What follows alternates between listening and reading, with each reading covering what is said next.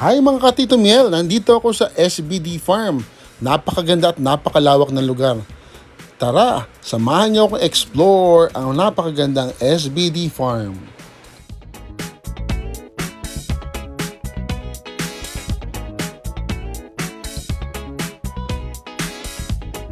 Blue turn, ulit.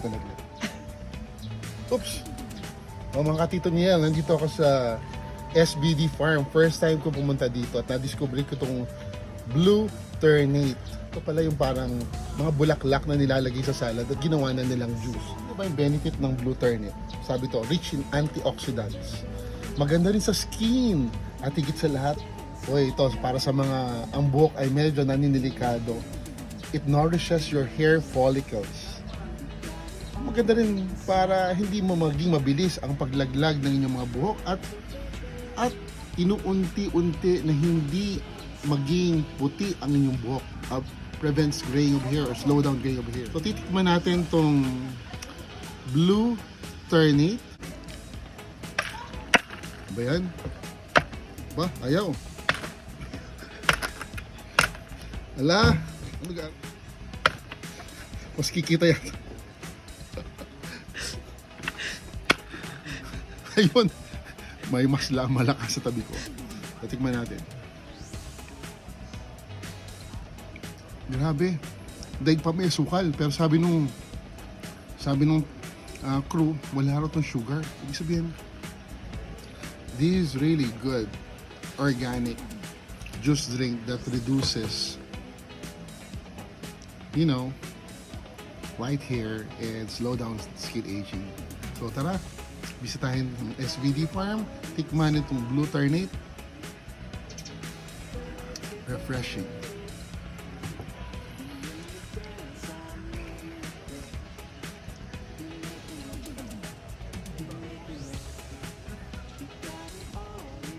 Kanina mga katito Miel, tinikman natin itong blue ternate. Ngayon, order tayo ng langganisa breakfast nila. So mapansin nyo, fresh na fresh yung vegetables, lettuce, and ang daming kanin, no? Ano lang to, ha? 250. I think, the reasonable. Sa lugar na kung saan tahimik, payapa, at makapagmuni-muni ka kahit may pinagdadaanan. So, longganisa, breakfast meal. Mamaya, papakita ko naman sa inyo yung salad. Oops! Hi mga Tito Miel, wala akong pinagdadaanan pero ito, isa sa mga special na ino-order dito sa SBD Farm. Hawaiian pizza nila, SBD Farm version. Tikman natin, ha? Tikman natin. Huwag nyo tingnan itong nakain ko na, pero tikman natin.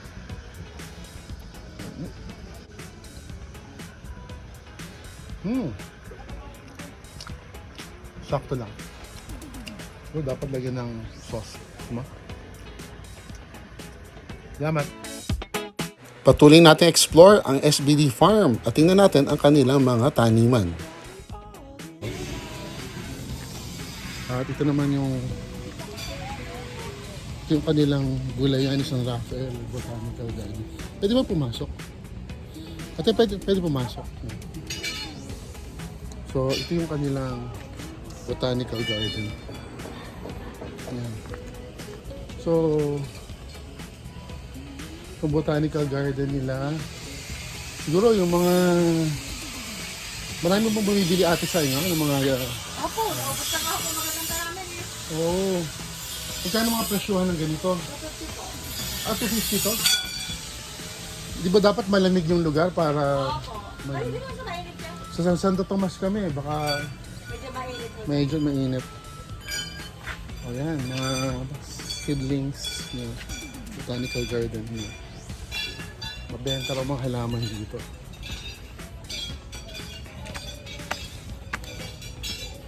So ito naman yung lettuce farm nila.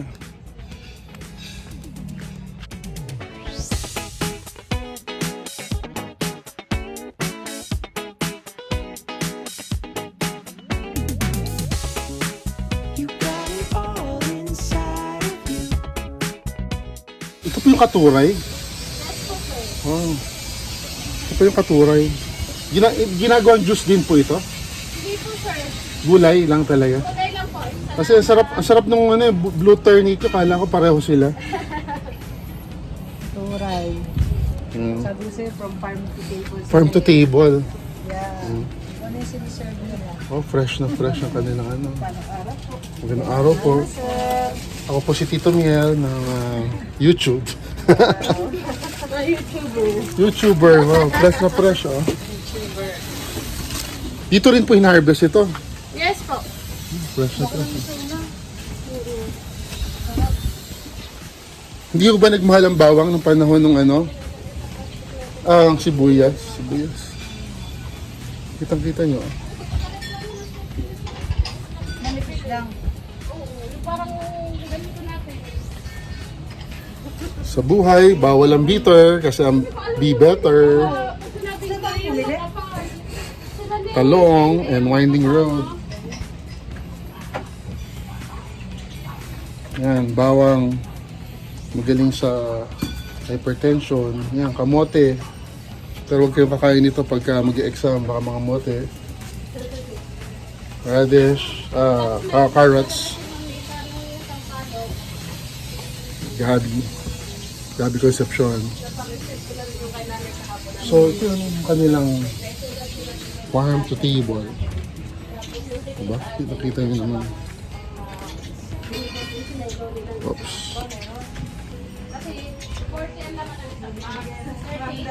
Yan, kitang-kita nyo. Lettuce farm nila. Ano na yan? Saan ka? Hindi ko wala sa DJ. Ay, wala namang ano. Ganire. Nagpapabili yata si Ma'am Joy. Maganda pa na. Simula pa yung po ng pandemic na nagkaroon ng ano, ng ganitong farm na resto. Mas mura yung ano, mga gulay nyo dito. O parehas lang. Parang ano lang sir? Parang sa palengke din. Ano. Under din po kasi kami ng BTI. Pero maganda fresh dito kasi dito galing. Hindi po kami nagtataas. Hindi rin po kami nagbababa. Sana bigas, mura din ano. Salamat po. Sige po. So yan. Yun yung kanilang farm. And ito naman yung kanilang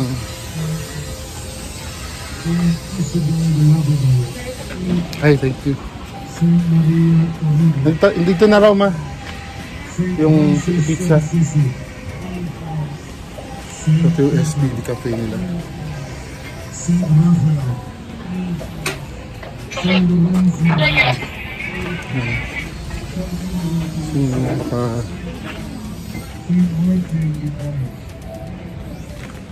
I'm to table.